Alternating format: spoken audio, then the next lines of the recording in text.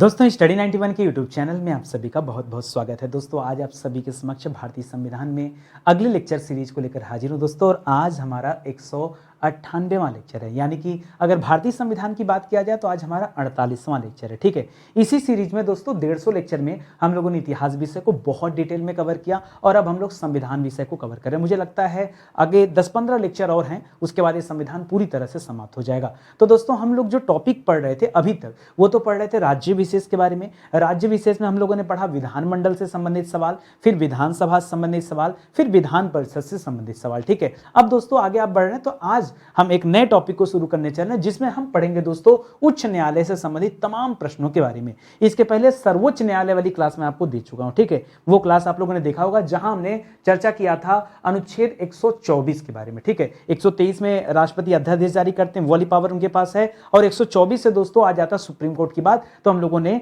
Supreme court से संबंधित जितने भी सवाल आपके परीक्षा में बन सकते हैं उन सभी सवालों पर चर्चा पहले ही कर चुके हैं। तो आज की क्लास में हम लोग आगे बढ़ रहे हैं और उच्च न्यायालय से संबंधित तमाम सवालों को देखने वाले हैं। ठीक है, एक बात। दूसरी बात, आपके मन में यह भी आ रहा होगा कि सर सवाल किस तरह से आते हैं। तो सवाल दे रहा है कि किस अनुच्छेद के अनुसार उच्च न्यायालय को एक अभिलेख न्यायालय का दर्जा दिया गया है, वो अनुच्छेद बता दीजिए। या फिर अगला सवाल कि उच्च न्यायालय की जो रीट जारी करने की शक्ति है ये उसे कौन सा अनुच्छेद देता है। या फिर अगला सवाल, किसी उच्च न्यायालय में पहली महिला न्यायाधीश कौन थी, उनका नाम बता दीजिए। या अंडमान निकोबार द्वीप का जो न्यायालय है वो किस न्यायालय की अधिकारिता में आता है। इस तरह के भी सवाल आते रहते हैं। या फिर भारत का चलित न्यायालय का जो है कॉन्सेप्ट किसने दिया था भारत में, वो बताना है आपको। जिला न्यायाधीशों की नियुक्ति ये किस अनुच्छेद के तहत और कौन करता है। इस तरह से तमाम ऐसे सवाल हैं जो आज की क्लास में आपको मिलने वाले हैं। ठीक है, तो चलिए आगे बढ़ते हैं और पढ़ना आरंभ करते हैं। ठीक है, एक चीज और, स्टडी 91 के प्लेटफॉर्म पर कई सारे विषय के लिए फाउंडेशन बैच लॉन्च किया गया है।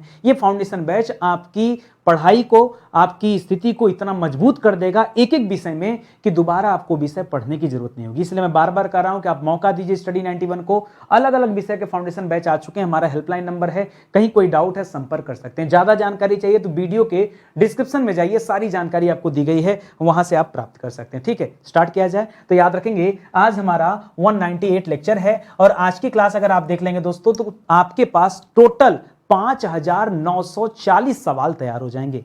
समझ में आ रहा है ना, हम लोग 6000 सवाल के करीब पहुंचने जा रहे हैं। ठीक है, अगले 1-2 लेक्चर में हमारे 6000 सवाल तैयार हो जाएंगे। सोचिए कितनी बड़ी बात है। ठीक है, दुनिया कहां चल रही है और हम कहां जा रहे हैं, किस ऊंचाई पर, किस आसमान में चल रहे हैं, ये आप देख पा रहे होंगे। ये आपकी बदौलत हो पा रहा है। तो चलिए पढ़ना आरंभ करते हैं। आज का जो हमारा टॉपिक है ये उच्च न्यायालय से संबंधित टॉपिक है, याद रखेंगे। पहला सवाल यहाँ स्क्रीन पर है, बहुत ध्यान से सोच समझ कर जवाब दीजिएगा। आज मैंने शुरुआत ही कठिन से किया, आसान से नहीं, शुरुआत ही कठिन से किया है। ठीक है, लिख रहा है कि किसी न्यायाधीश को एक न्यायालय से दूसरे न्यायालय में भेजने का अधिकार किसे। ठीक है, बताइए ध्यान से, एक न्यायाधीश को दूसरे न्यायालय में भेजने का अधिकार किसे दोस्तों। तो याद रखेगा ये अधिकार राष्ट्रपति के पास है। जिन्हें नहीं पता होता ना वो इसका अलग अलग जवाब देते हैं, कोई राज्यपाल कहता है, कोई कुछ और कहता है, गलत है। याद रखेगा राष्ट्रपति के पास पावर होता है कि वह राष्ट्रपति क्या कर सकता है, किसी भी न्यायाधीश को एक न्यायालय से दूसरे न्यायालय में क्या कर सकता है, भेज सकता है। एक चीज और यहां पर अंडरस्टूड है दोस्तों, ये हम जिस न्यायाधीश की बात कर रहे हैं ये हम मुख्य न्यायाधीश की बात कर रहे हैं। ठीक है, ये भी ध्यान दीजिएगा। ठीक है,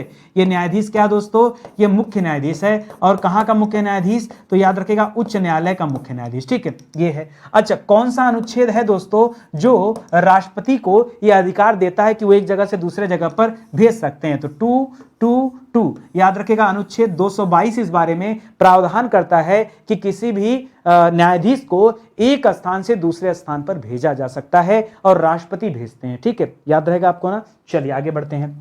लिख रहा है उच्च न्यायालय के मुख्य न्यायाधीश को शपथ कौन दिलाता है। ठीक है, देखिए जब आप मुख्य न्यायाधीश की बात, उच्च न्यायालय के न्यायाधीश की बात करेंगे तो याद रखिएगा सबसे पहली बात आती है दोस्तों कि इनकी नियुक्ति कौन करता है। ठीक है, तो मैं नियुक्ति के मामले में 2 बातें बताना चाहूंगा। क्यों दोस्तों, एक तो मुख्य न्यायाधीश होते हैं, एक दोस्तों अन्य न्यायाधीश होते हैं। अगर मुख्य न्यायाधीश की बात करें तो याद रखिएगा इनकी नियुक्ति राष्ट्रपति के द्वारा किया जाता है। लेकिन दोस्तों परामर्श किससे लिया जाता है, तो परामर्श के तौर पर दोस्तों यहां सर्वोच्च न्यायालय के न्यायाधीश से इससे जो है परामर्श भी लिया जाता है, ये भी याद रखेंगे, इससे परामर्श लिया जाता है। जो अन्य न्यायाधीश होते दोस्तों, उनकी नियुक्ति कौन करता है? तो उनकी नियुक्ति भी राष्ट्रपति ही करता है, राष्ट्रपति ही करता है। लेकिन इसमें दोस्तों मुख्य न्यायाधीश से परामर्श लिया जाता है, मुख्य न्यायाधीश से परामर्श लिया जाता है जो राज्य से संबंधित होते हैं, ठीक है, ये भी याद रखेंगे, ठीक है। बाकी अन्य लोगों का। अब दोस्तों जो शपथ की बात आती है, तो शपथ अगर राज्य का मामला है तो शपथ दिलाने का काम राज्यपाल करते हैं, लेकिन नियुक्ति कौन करता है? फिर से बता रहा हूं,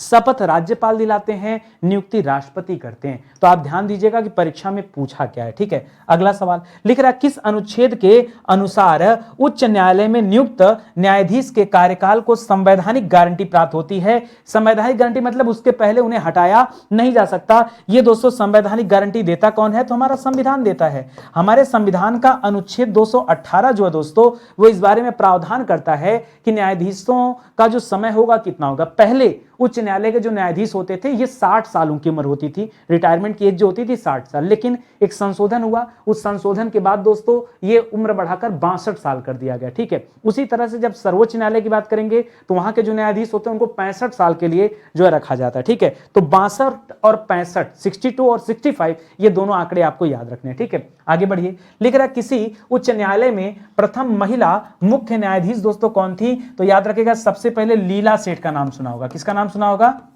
लीला सेठ का नाम सुना होगा दोस्तों, जो कहां पर दोस्तों, जो हाई कोर्ट में दोस्तों क्या थी, जो हाई कोर्ट में क्या थी? मुख्य न्यायाधीश थी, ठीक है। इसी तरह से दोस्तों आप सुप्रीम कोर्ट की बात करते हैं तो सुप्रीम कोर्ट में न्यायाधीश रह चुकी हैं, मुख्य नहीं, ठीक है, अन्य न्यायाधीश वाले में न्यायाधीश रह चुकी हैं दोस्तों फातिमा बीबी। क्या नाम दोस्तों?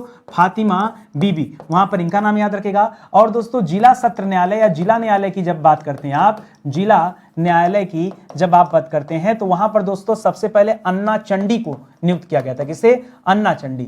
तो मैं चाह रहा हूं कि आप ये 3 सवाल दोस्तों याद रखेगा। एक, जब सुप्रीम कोर्ट की बात करें तो फातिमा बीबी का नाम याद रखेगा, ठीक है सॉरी, ठीक है, फातिमा बीबी का नाम याद रखेगा। लेकिन ध्यान दीजिएगा, फातिमा बीबी ये सुप्रीम कोर्ट की मुख्य न्यायाधीश नहीं थी। जो चीफ जस्टिस ऑफ इंडिया होता, आज तक कोई भी महिला उस पद पर नहीं बनी है, ये आप याद रखेंगे, ये न्यायाधीश थी, ठीक है। दूसरा, अगर लीला सेठ की बात करेंगे तो हाई कोर्ट में है, और अगर अन्ना चंडी की बात करेंगे तो जो है जिला न्यायालय जो होता है वहां पर होती है, ठीक है। वहां पर पहली महिला के रूप में उन्हें अपॉइंट किया गया था। लिख रहा है किसी राज्य के उच्च न्यायालय के न्यायाधीशों के वेतन एवं भत्ते का संबंध किस निधि से होता है दोस्तों? तो यहां पर भी 2 सवाल याद रखेगा। वो 2 सवाल कौन? अगर कभी भी सवाल दोस्तों वेतन भत्ते का पूछे, ठीक है, तो याद रखेगा वेतन भत्ता ये संचित निधि से दिया जाता है। किससे दिया जाता है? संचित निधि से दिया जाता है। और किसकी संचित निधि? तो जो राज्य की संचित निधि उससे दिया जाता है। लेकिन दोस्तों अगर सवाल पूछ ले आपसे पेंशन के बारे में, तो पेंशन कहां से दिया जाता है? यह भी दोस्तों संचित निधि से दिया जाता है, लेकिन पेंशन राज्य वाले से नहीं दिया जाता है, पेंशन केंद्र की संचित निधि से दिया जाता है। तो ये थोड़ा सा मुझे लगता है कि ये थोड़ा सा अलग है, और परीक्षा में हो सकता है आपको परेशान करने के लिए एग्जामिनर पूछ ले, क्योंकि जो रटे होंगे वो तो ही रटे होंगे ना कि राज्य की संचित निधि।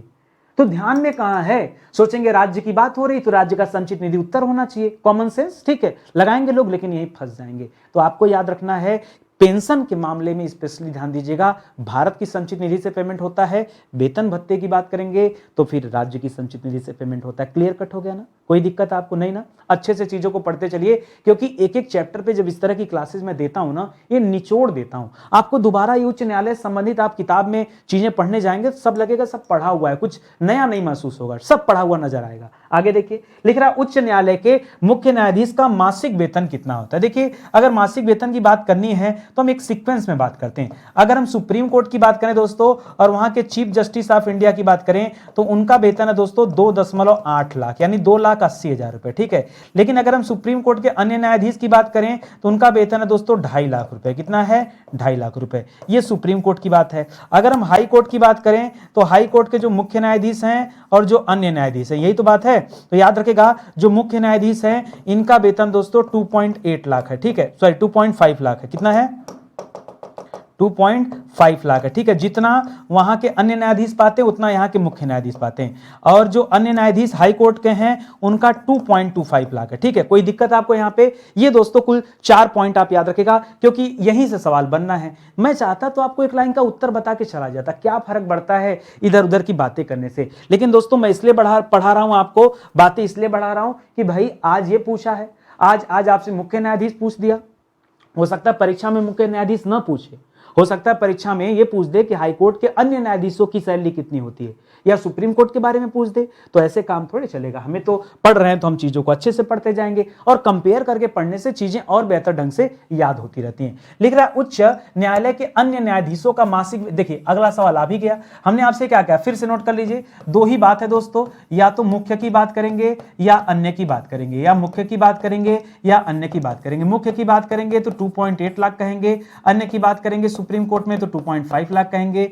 उसी तरह जब हम हाई कोर्ट की बात करेंगे तो यहां भी या तो मुख्य की बात करेंगे या तो अन्य की बात करेंगे। मुख्य की बात करेंगे तो 2.5 लाख हो जाएगा, अन्य की बात करेंगे तो 2.25 लाख हो जाएगा। ठीक है, अब देखिए यहां पूछा किसका है, यहां अन्य का पूछा है। अन्य का पूछेगा तो उत्तर क्या हो जाएगा, 2.25 लाख, यानी 2,25,000 रुपए दोस्तों ये इनका मासिक वेतन होता है। टीए डीए और सब छोड़ करके खर्चा पानी वो सब छोड़ दीजिए, इतना पैसा मिलता है, सोचिए। ठीक है, चलिए आगे बढ़ते हैं। लिख रहा उच्च न्यायालय का न्यायाधीश कितनी आयु तक अपने पद पर रह सकता है। दोनों बातें हम करना चाहेंगे दोस्तों। अभी फिलहाल उच्च न्यायालय की बात कर रहा है तो सुन लीजिए, जब कभी हाई कोर्ट का पूछे तो याद रखें दोस्तों 62 वर्ष। कितना दोस्तों, 62 वर्ष। लेकिन अगर यही परीक्षा में दोस्तों सुप्रीम कोर्ट पूछे तब आप क्या बताएंगे दोस्तों, तब आप बताएगा 65 वर्ष। याद रहेगा ना, जो बड़ा वाला उसमें ज्यादा साल है, जो छोटा वाला उसमें कम साल है, इसको भी याद रखेगा। और एक चीज और याद रखेगा, मान लीजिए ये पूछ दे कि कब ये चेंजेस हुआ, तब आप क्या बताएंगे, तब बताएगा दोस्तों 15वां संविधान संशोधन। क्या याद दिलाएंगे,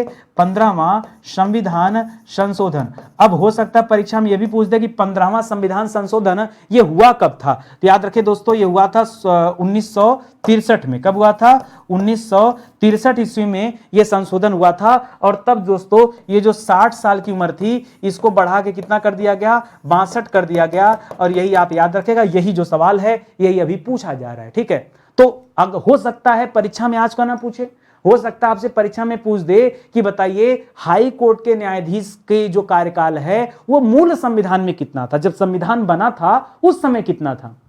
अब बच्चा स्पीड में है, 62 किया 65 किया निकला, 60 पे दिमाग ही नहीं है, 15वां संविधान संशोधन उसको याद होगा तब तो सही उत्तर बताएगा, और ऐसा है ही नहीं उसके पास। ठीक है, आप ध्यान दीजिएगा, आप स्टडी 91 के स्टूडेंट हैं, आपसे गलती कतई नहीं होनी चाहिए। आप गलती कर दिए तो बेइज्जती करा देंगे नितिन सर की। ठीक है, आगे बढ़ जाइए। लिख रहा है उच्च न्यायालय का न्यायाधीश कार्यकाल समाप्ति से पहले किसको त्यागपत्र देता है। मैंने आपको एक कॉन्सेप्ट बताया है कि जो व्यक्ति जिसे नियुक्त करता है वही व्यक्ति उसको हटाता भी है, उसी को त्यागपत्र दिया जाता है। तो इसको नियुक्त कौन करता है, राष्ट्रपति करते हैं। तो इनको त्यागपत्र ये किसको देंगे जाकर के, ये अपना त्यागपत्र भी किसे देंगे दोस्तों, राष्ट्रपति को त्यागपत्र देंगे। कोई दिक्कत आपको यहां पे, कोई दिक्कत हो तो बताइए। एकदम सिंपल कॉन्सेप्ट है। क्यों दोस्तों, मैंने सिखाया है कि राष्ट्रपति ही इनकी क्या करते हैं, नियुक्ति करते हैं। तो जो व्यक्ति नियुक्ति किया आप उसी को तो बताएंगे कि भाई हम नहीं काम करना चाह रहे हैं, हम नहीं काम करना चाह रहे हैं, अपने ओनर को ही तो बताएंगे। ओनर मतलब कौन, जिसने आपको अपॉइंट किया तो राष्ट्रपति। तो जाहिर सी बात है आप अपना जो इस्तीफा भी उन्हीं को देंगे। ठीक है, आगे बढ़िए। लिख रहा है उच्च न्यायालय के किसी न्यायाधीश को पद से कौन हटा सकता है। बड़ा अच्छा सवाल दोस्तों कि पद से हटा कौन सकता है। तो हमने पढ़ा दोस्तों कि उच्च न्यायालय के जो न्यायाधीश होते हैं इनकी नियुक्ति कौन करता है, तो हमने पढ़ा इनकी नियुक्ति राष्ट्रपति करते हैं। ठीक है, कौन करता है, राष्ट्रपति करते हैं। ठीक है, अच्छा। और दोस्तों एक चीज, दूसरी चीज पूछा कौन हटा सकते हैं, तो ऐसे तो देखा जाए तो जो नियुक्ति करता है वही व्यक्ति दोस्तों हटा भी सकता है। तो राष्ट्रपति हटा भी सकते हैं, लेकिन यहां पर क्या राष्ट्रपति कोई सलाह मशवरा नहीं लेंगे, लेंगे भाई सलाह। किसी को ऐसे नहीं पद से हटाया जा सकता ना कि राष्ट्रपति अपने मन से सबको हटा दे, हटो नहीं बैठना किसी को, भाई सलाह मशवरा लेना पड़ेगा। ठीक है, तो याद रखेंगे अन्य न्यायाधीश की बात होगी तो जैसे अब हाई कोर्ट की बात है तो संबंधित राज्य जहां के न्यायाधीश है वहां के मुख्य न्यायाधीश से बात होगी, सुप्रीम कोर्ट के मुख्य न्यायाधीश से बात होगी, तब जाके डिसीजन लिया जाता है। ऐसा नहीं कि राष्ट्रपति पद पर बैठा कोई व्यक्ति अपनी मनमानी करने लगेगा, नहीं, इस बात को भी ध्यान रखेंगे। ठीक है, फिलहाल उत्तर हमारा राष्ट्रपति ही होगा। ठीक है, लिख रहा उच्च न्यायालय के क्षेत्राधिकार को हटाने या बढ़ाने का अधिकार किसे। ठीक है, तो याद रखेगा क्षेत्राधिकार बढ़ाना है घटाना है ये सब संसद जाने। ठीक है, संसद जिस न्यायालय का जितना क्षेत्राधिकार चाहे उतना बढ़ा सकती है उतना घटा सकती है। इसका मतलब क्या, जरा ये समझिए। मान लीजिए हम लोग पढ़ते हैं ना, कई बार ऐसा होता है हर राज्य में हाई कोर्ट है नहीं। हमारे यहां अगर राज्यों की बात करेंगे, कितने राज्य हैं वर्तमान में, ये नहीं पता, दिमाग ना खराब करना छोटे छोटे क्वेश्चन को लेकर के। राज्य कितने हैं वर्तमान में दोस्तों, कुल 28 राज्य हैं। ठीक है, अब राज्य 28 हैं, लेकिन अगर हम आपसे पूछ दें कि वर्तमान में हाई कोर्ट कितना है, ठीक है, तो याद रखें दोस्तों हाई कोर्ट की संख्या सिर्फ 25 है। इसका मतलब बाकी 3 राज्यों में हाई कोर्ट नहीं होगा। और उस 25 में भी दोस्तों याद रखिएगा, इसमें कुछ जो संघ शासित वाले वहां भी हाईकोर्ट बने हुए हैं, ठीक है। तो कई जगह ऐसे हैं जिनके पास अपना खुद का हाईकोर्ट नहीं है, वो किसी दूसरे की अधिकारिता में आते हैं। तो भाई अधिकारिता और भी बड़ा हो सकता है, अधिकारिता घटाया भी जा सकता है। कौन देखेगा इस चीज को? भारतीय संसद देखेगी, कानून बनाएगी, और न्यायालय बनाना तो और न्यायालय बनाएगी, 25 से 45 कर देगी, 55 कर देगी, घटाने का मन कहेगा तो 25 से 20 भी कर सकती है। पावर उसके पास, पावर है ना, तो याद रखेंगे। लिख रहा है, क्या न्यायाधीशों के वेतन तथा पद की शर्तों में उनके हित के विरुद्ध कोई परिवर्तन किया? सैलरी घटाने उठाने की बात मत करिएगा, सैलरी घटाने की बात कुछ कर लो, लेकिन सैलरी घटाने की बात मत कीजिएगा। इसका मतलब है क्या कोई परिवर्तन किया जा सकता? सीधे लिखा है यहां पर उनके विरुद्ध। उनके विरुद्ध कौन जाएगा आप बताइए मुझे? न्याय जज के विरुद्ध कौन जाएगा? किसकी हिम्मत है कम करने की? यहाँ तो कॉमन सेंस की बात है, ऐसे सवाल आया था तो मैंने रख दिया यहाँ पर, ठीक है। चलिए आगे बढ़ते हैं अगले सवाल पर। लिख रहा है, 2 या 2 से अधिक राज्यों के लिए एक ही उच्च न्यायालय की स्थापना, ठीक है। कई बार ऐसा होता है कि 2 या 2 से अधिक राज्यों के लिए एक ही उच्च न्यायालय है, तो दोस्तों कहीं ना कहीं इस तरह का प्रावधान होगा ना, कहीं ना कहीं नियम दिया होगा ना कि भाई 2 राज्यों के लिए एक न्यायालय हो सकता है, ठीक है। तो दोस्तों ये प्रावधान दिया गया अनुच्छेद 231 में। कहां दिया गया दोस्तों? 231 में दिया गया है कि 2 अलग अलग जो है राज्यों के लिए एक ही उच्च न्यायालय हो सकता है, दोनों मिलजुल कर काम कर सकते हैं। एग्जाम्पल भी मैं आपको दूंगा। लिख रहा, अंडमान व निकोबार द्वीप किस उच्च न्यायालय के क्षेत्राधिकार में आते हैं? ठीक है, अंडमान निकोबार द्वीप का जो भी मामले होते हैं दोस्तों ना, वो कलकत्ता उच्च न्यायालय के क्षेत्राधिकार में आते हैं। कहां पर आता है दोस्तों? वो आता है कलकत्ता उच्च न्यायालय। कहां पर आता है दोस्तों? कलकत्ता उच्च न्यायालय के क्षेत्राधिकार में आते हैं, ठीक है, क्योंकि वहीं से नजदीक माने जाते हैं, तो ये उसी के जो है न्याय क्षेत्र में आते हैं। लिख रहा, भारत के किन 2 प्रमुख राज्यों के लिए एक ही उच्च न्यायालय? अभी हमने कहा ना कि हर राज्य के लिए तो है नहीं, हमने क्या पढ़ा? राज्यों की संख्या 28 है। राज्यों की संख्या कितनी वर्तमान में? 28 है। और अगर हाईकोर्ट की बात करें तो हाईकोर्ट की संख्या कितनी है? 25 है, ठीक है। तो उसी लिए अब कम तो होंगे, जाहिर सी बात है। तो आप अगर देखे होंगे तो दोस्तों पंजाब और हरियाणा, ठीक है, ये राजधानी भी एक ही दोस्तों, पंजाब और हरियाणा। याद रखें दोस्तों, ये पंजाब हरियाणा चंडीगढ़ वाली है ना, तो याद रखेंगे इन दोनों के एक ही जो है उच्च न्यायालय है, एक ही हाईकोर्ट है, ये भी आप याद रखेंगे। तो इसी तरह के सवाल दोस्तों परीक्षा में पूछे जाते हैं। देखिए स्टडी 91 के प्लेटफॉर्म से बहुत सारे विषय के लिए दोस्तों किताबें लॉन्च की गई, आप चाहें तो इन किताबों को ले सकते हैं। जबरदस्त किताबें हैं, मौका दीजिए। जितने शिद्दत के साथ, जितने ईमानदारी से, जितने मेहनत से हम ये क्लास आपको दे रहे हैं, फ्री है ना। लोग क्या करते हैं ना, फ्री में नहीं देना चाहते सब, लेकिन नितिन सर की आदत है ना कि हम बेईमानी नहीं कर पाते, ठीक है। करते हैं तो अच्छा करते हैं, नहीं तो नहीं पढ़ाते हैं, ठीक है। तो पढ़िए, साथ में आइए, जुड़िए। और देखिए 48 लेक्चर दोस्तों हमारा हो चुका है केवल और कुल संविधान में। 198 लेक्चर अगर आपने नहीं पढ़ा है तो पढ़िए आकर के, एक एक चैप्टर पे इतना निचोड़। मुझे नहीं लगता कि अब कोई कंफ्यूजन बचा होगा, बचा भी होगा ना, पेड क्लास ज्वाइन कर लो एक बार ना, जिंदगी भर के लिए याद रखोगे। बहुत ज्यादा पैसा नहीं है, अरे यार 1500 के कोर्स हैं, उसके लिए भी आप कंजूसी करने लगते हो। भाई आप क्वालिटी कंटेंट देखना ना, ये हमारा हेल्पलाइन नंबर है। और भी सूचना चाहिए तो इसी वीडियो के डिस्क्रिप्शन में आइए, वहां आकर के आप चेक कर सकते हैं, ठीक है। आगे बढ़ते हैं, अगला सवाल देखिए। लिख रहा, राज्यों के लिए उच्च न्यायालय का प्रावधान, ठीक है। जैसे पूछ दिया परीक्षा में कि सुप्रीम कोर्ट का प्रावधान दोस्तों कहां दिया गया? सुप्रीम कोर्ट का प्रावधान कहां दिया गया है? तो हम पढ़ते दोस्तों अनुच्छेद 124, जहां सुप्रीम कोर्ट का प्रावधान दिया है। उसी तरह से यहां हाई कोर्ट का प्रावधान पूछ रहा है, तो उसी तरह से 24 था ना, बस इसी को पलट लीजिए, मिल जाएगा अनुच्छेद 214।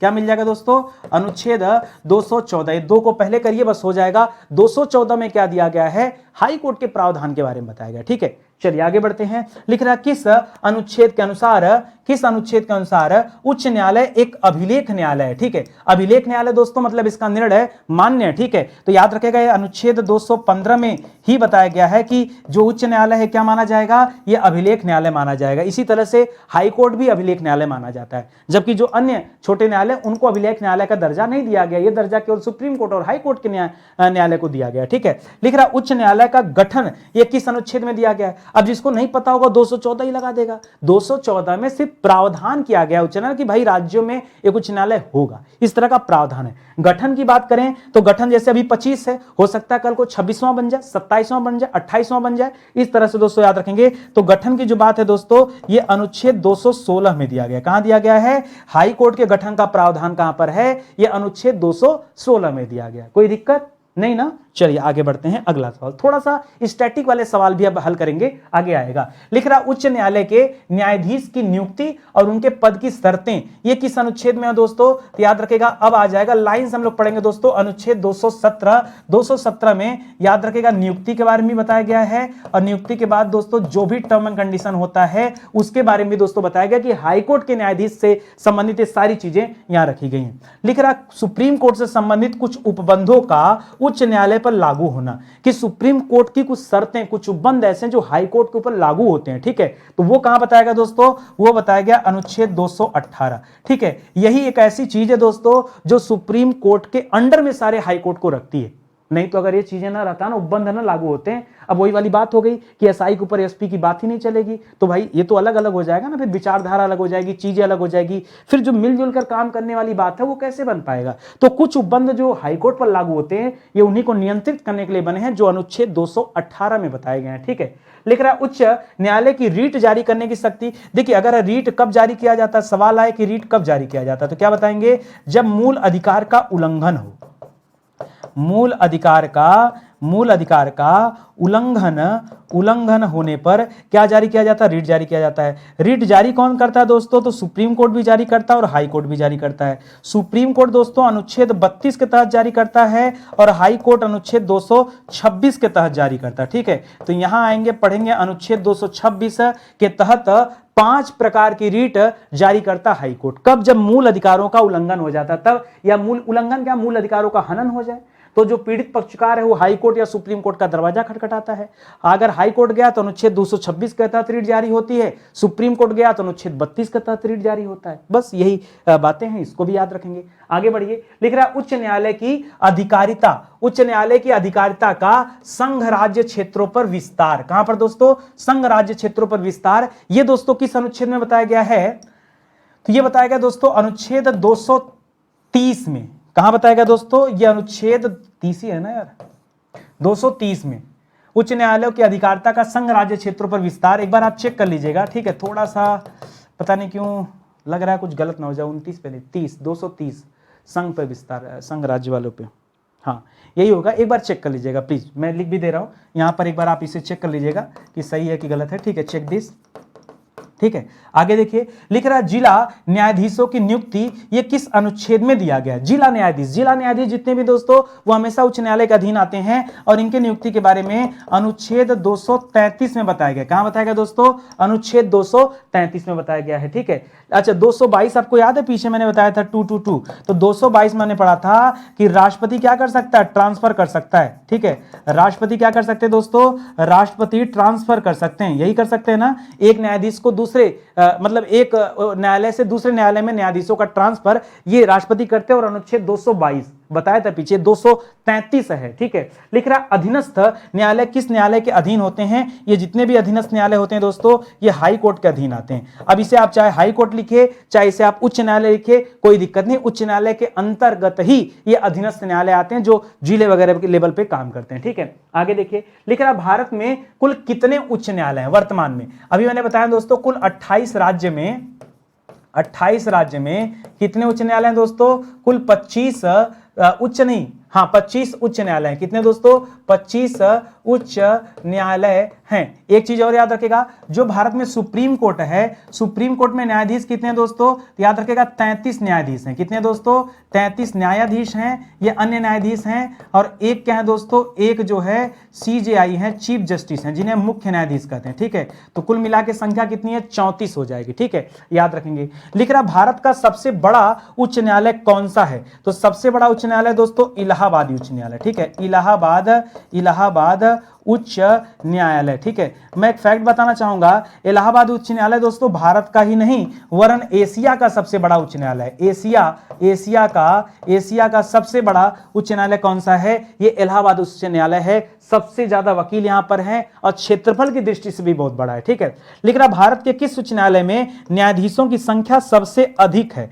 तो सबसे अधिक न्यायाधीश कहां है, जो सबसे बड़ा उच्च न्यायालय है, कहां पर दोस्तों, याद रखेगा इलाहाबाद, ठीक है। इलाहाबाद उच्च न्यायालय ये सबसे बड़ा और सबसे अधिक संख्या, ठीक है, उच्च न्यायालय लिखना, मुझे न्यायाधीश लिख रहा हूं, न्यायालय, ठीक है। और आपके मन में भी आ रहा होगा कितना, तो याद रखेगा 160। ये संख्या दोस्तों हमेशा चेंज होती रहती है, तो मैं अभी के लिए आपको बता रहा हूं कि अभी संख्या कितनी है, 160 है। आप जरूरत पड़ने पर अपडेट होते रहेगा समय से, पर ये चेंज होता रहता है, तो कोई रटने वाली बात नहीं है, ठीक है। सुप्रीम कोर्ट वाले भी संख्या चेंज, ये अगर 2021 में चेंज हुआ है, ठीक है। अगर हम सुप्रीम कोर्ट वाली बात करें तो यह 2021 में क्या हुआ है, चेंज हुआ है, और तब संख्या थी, उसके पहले तो संख्या जो थी सुप्रीम कोर्ट में केवल 30 थी। कितनी थी, 30 थी। अब वो संख्या बढ़कर के क्या हो गई, 34 हो गई है। लिख रहा है कि भारत के किस उच्च न्यायालय में न्यायाधीशों की संख्या क्या है दोस्तों, सबसे कम है। तो हमने पीछे पढ़ा दोस्तों, दो ही सवाल बन सकते हैं, या तो क्या बन सकता है दोस्तों, या तो सबसे ज्यादा बोल सकता है, या तो सबसे कम बन सकता है, यही बातें हैं ना। अगर ज्यादा कहेगा तो इलाहाबाद उच्च न्यायालय उत्तर होगा, क्या होगा दोस्तों, इलाहाबाद, या चसी लिख दे रहा हूं हाई कोर्ट। सबसे कम बोलेगा तो बताएगा सिक्किम हाई कोर्ट। कौन सा दोस्तों, सिक्किम हाई कोर्ट। इलाहाबाद में सर हमने पढ़ा 160 जज थे, ठीक है, JUDGE 160 जज थे, कहां पर दोस्तों, इलाहाबाद वाले में। अगर हम सिक्किम वाले की बात करेंगे तो वहां सिक्किम वाले पे देखिए संख्या कितनी, मात्र 3 जज बैठते हैं, JUDG, ठीक है, केवल 3 जज। अब आप कल्पना कर लो, कहां 160 कहां 3, इसीलिए कहा जा रहा है। तो यहां पर उत्तर क्या हो जाएगा, यहां पर उत्तर हो जाएगा दोस्तों सिक्किम हाई कोर्ट, ठीक है। क्या हो जाएगा, सिक्किम हाई कोर्ट आपका आंसर हो जाएगा। लिख रहा है भारत का चलित न्यायालय का विचार, भारत का नहीं, भारत में, ठीक है, भारत में चलित न्यायालय का विचार किसकी देन है दोस्तों, तो याद रखेगा डॉक्टर APJ अब्दुल कलाम की। किसकी,